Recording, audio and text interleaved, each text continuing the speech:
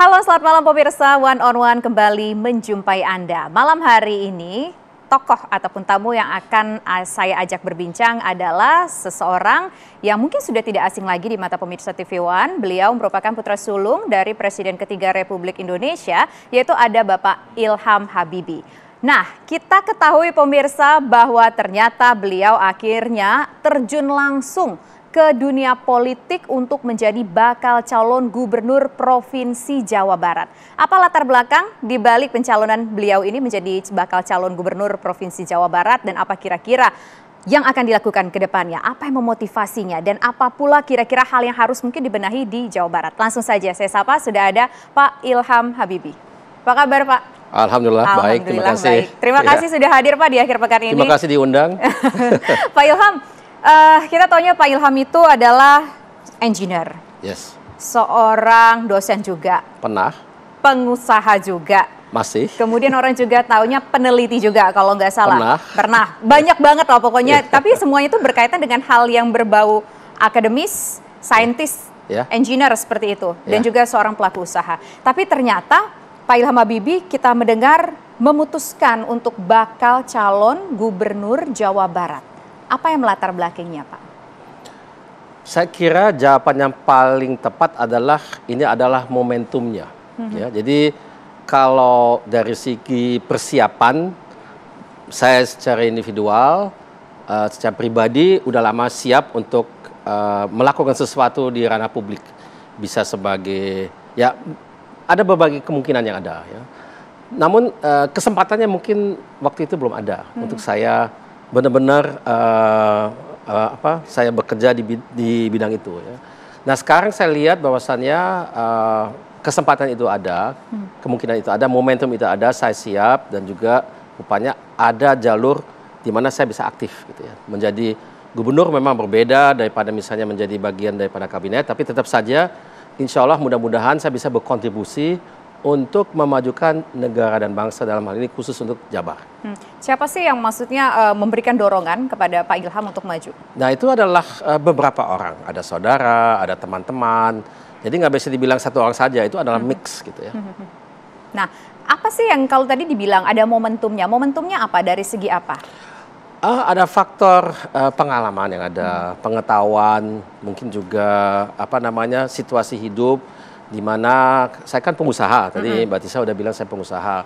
Di perusahaan-perusahaan yang saya pernah dirikan, atau di mana saya aktif, tidak ada lagi satupun di mana saya menjadi eksekutif atau direktur. Semuanya saya tinggal komisaris, sehingga kalau saya lepas, itu aman, karena sudah ada yang menjalankan. Gitu ya. Itu sebagai contoh. Ya. Di lain hal, di lain pihak juga memang saya masih fit ya dari kesehatan.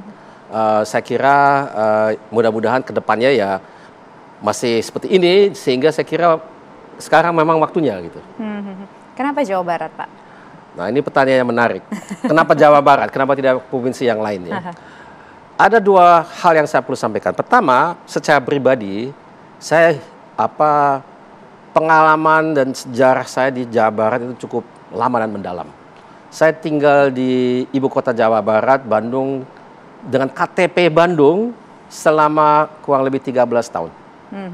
Dan karena saya bekerja di situ, di perusahaan PT IPTN yang sekarang namanya PT Dirgantara Indonesia, saya secara paralel pernah mengajar di ITB, saya punya usaha di situ juga, saya punya rumah di situ, 1 dari 3 anak saya lahir di situ, banyak saudara. Jadi memang saya jejak-jejak dan akar di Bandung garis miring Jawa Barat itu ada cukup banyak. Ya. Orang tua saya pun juga sebagian dari masa remaja mereka di Bandung dan berkenalan di Bandung gitu. Jadi banyak sekali Bandung gitu ya atau Jawa Barat. Kemudian kita harus juga lihat Jawa Barat itu provinsi seperti apa. Provinsi dengan banyak industri. Lebih dari 50% industri di Indonesia itu ada di Jawa Barat. Dan Mbak Tisa bisa membayangkan saya ini kalau seandainya diberi peluang dan kepercayaan menjadi gubernur, nomor 1 yang saya mau mendorong adalah ekonomi berdasarkan industri. Kenapa? Karena diperlukan lapangan pekerjaan. Banyak. Rakyat kita udah tidak sabar mau bekerja dan memang susah sekali mendapatkan pekerjaan. Dan kalau menurut saya, jumlah lapangan pekerjaan yang secara massal bisa diadakan itu terutama di sektor industri. Dan itu ada banyak di Jabar. Selain dari itu tentunya kalau kita bicara industri, perlu ada juga sumber daya manusianya ya. Harus dididik, bisa secara akademis, bisa vokasional, bisa politeknik, ada banyak sekali dan itu banyak sekali di Jabar.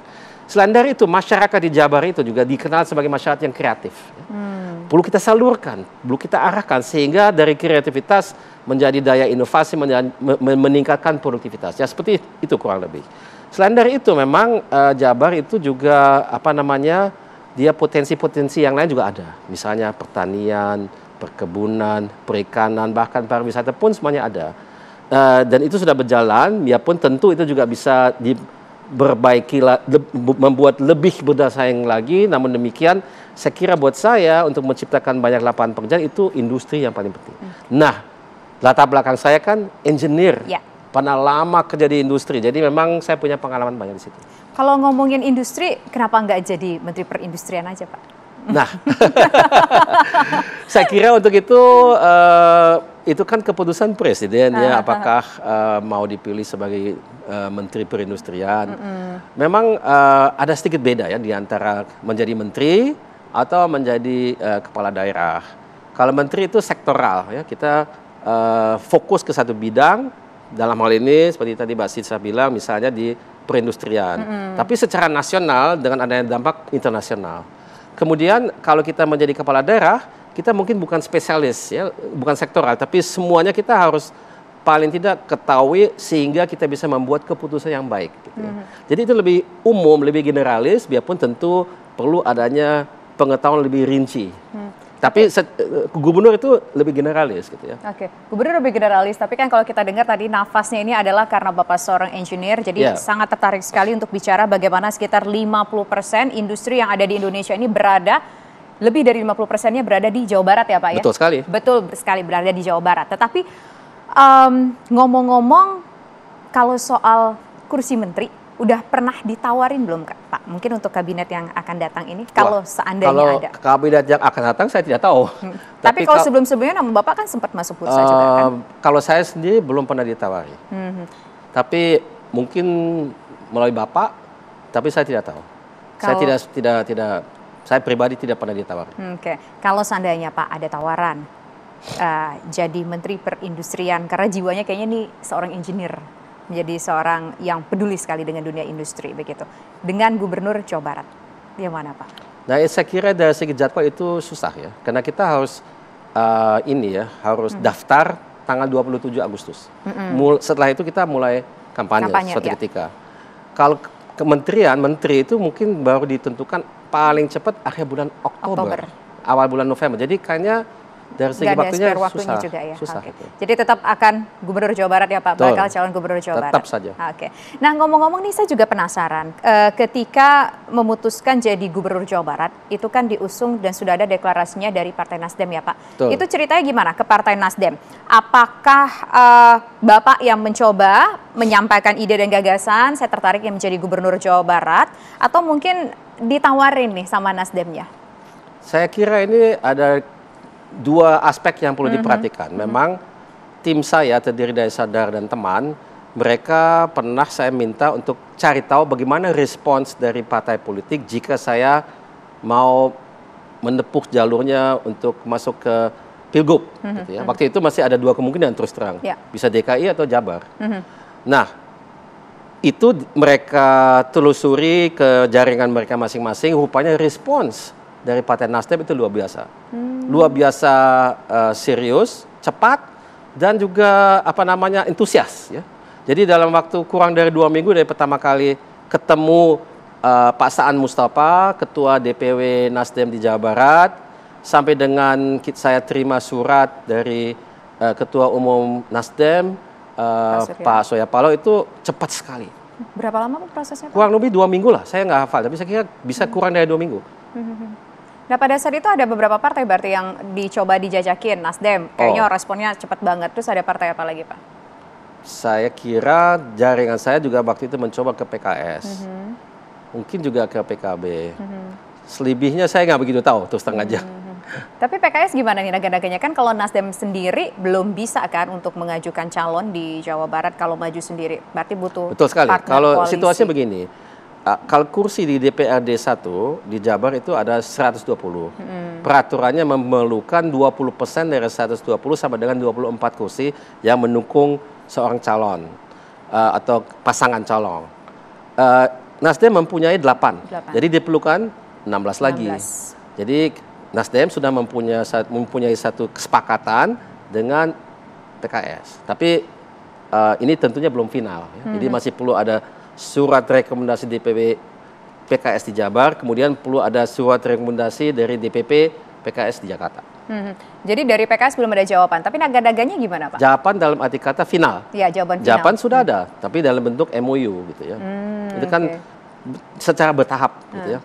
Jadi one step lagi nih baru dapat dari PKS ya maksudnya dukungan. Oh, two step kan lagi. DPW dulu, baru DPP. Nah, kira-kira Pak, kalau seandainya nanti maju, taruhlah PKS bersama Nasdem mengusung Pak Ilham Habibie. Betul. Wakilnya siapa kira-kira yang Nah, ini kan tergantung dengan partnernya ya. Dan terus terang secara teoritis bisa saja saya yang wakil, kemudian orang lain itu gubernur.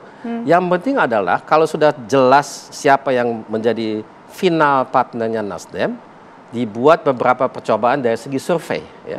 Gimana kalau si A di calon gubernur, si B di wakil gubernur, calon wakil gubernur. Kemudian ada semacam ya kombinasi gitu ya, kombinasi ditukar-tukar gitu ya. Yang mana yang paling kelihatan menang, ya itu yang dipilih. Oke, berarti ini nggak mutlak nih dari Pak Ilham Habibie, nggak mesti jadi calon gubernur, jadi calon wakil gubernur pun juga nggak apa-apa. Tapi kalau kita bicara untuk seandainya Bapak menjadi calon gubernurnya, siapa sih kira-kira wakilnya? Apakah betul ada nama Bu Susi di sana? Nanti akan kita jawab usai jeda berikut. Kami kembali sesaat lagi.